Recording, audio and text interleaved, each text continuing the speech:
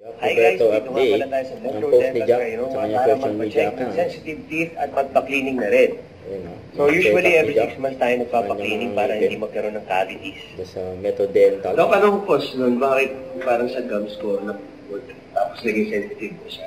Akala mo lang sa gums yun, but actually it's on the tooth.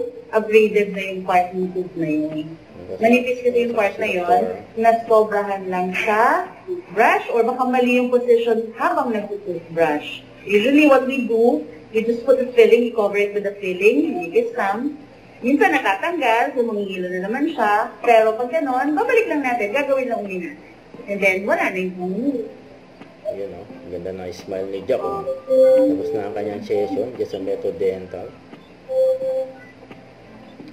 Diyan din nagpapalinis ng ngipin si Barbie. And may maswerte pa nga nagpa-picture kay Jack. Ang sabi, ang aking idol na si Jack Roberto ay mapapanood nyo sa Black Rider. Yun, no?